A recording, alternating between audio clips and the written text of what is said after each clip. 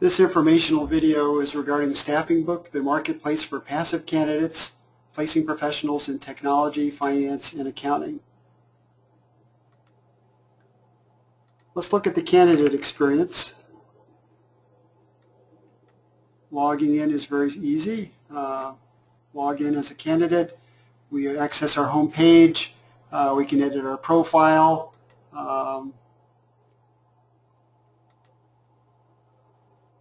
Our information, basic information, our sponsoring recruiter, Barber Recruiter. We can access a detailed profile on ourselves.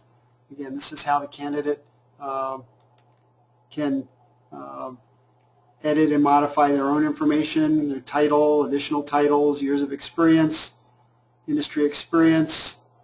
They can select from a drop-down menu additional experience they may have. Interested in direct hire, contract, or contract to hire position.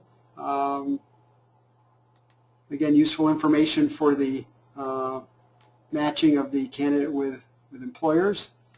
Skill sets. You can add basically any skill that you have and rate your own proficiency. Modify it as necessary. This is searchable information by the employer. Educational information, edit it as necessary. Certifications, work authorization. What's your visa status or U.S. citizenship status? Languages, current company you worked for, previous company you worked for.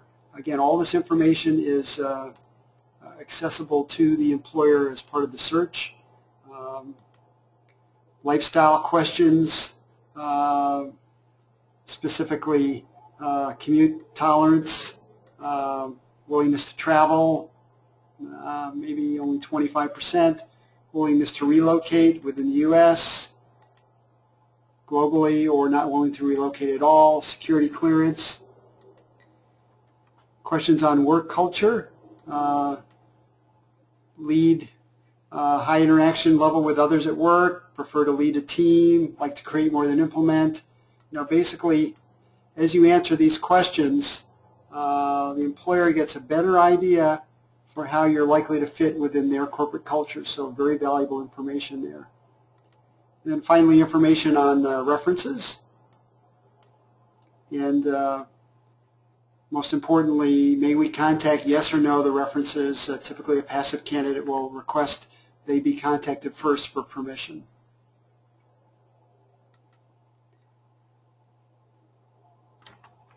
Looking at some other aspects of the employer or the candidate, typically they have information on their sponsor, and they have a set of settings. Very importantly, the candidate determines what their availability is, whether they're active or inactive. Inactive will not appear in employer searches, active will, and their privacy settings. The degree to which they wish to release specific information versus having a standard set of information that protects their privacy. Let's log out of the candidate and quickly log in as a recruiter.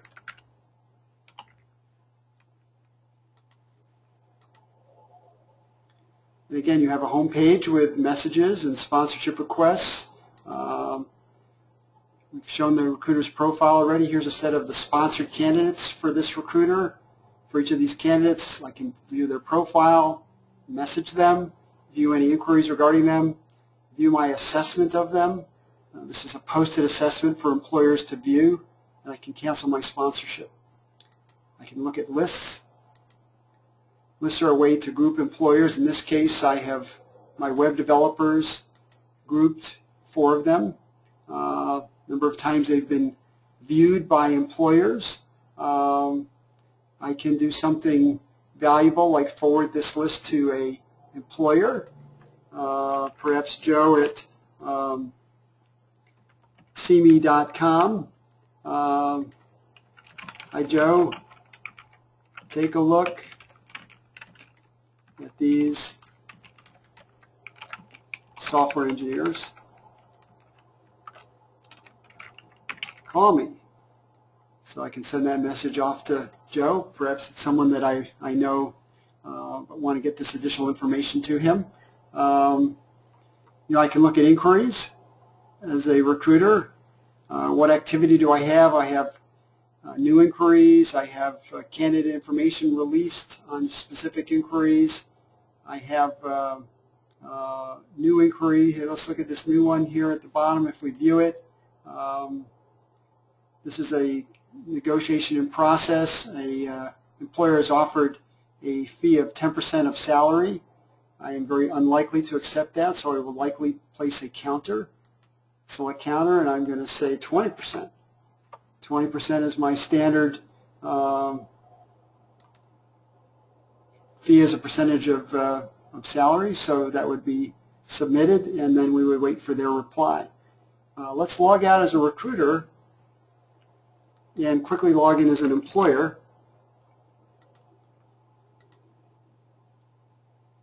Again, familiar social media type messaging and activity.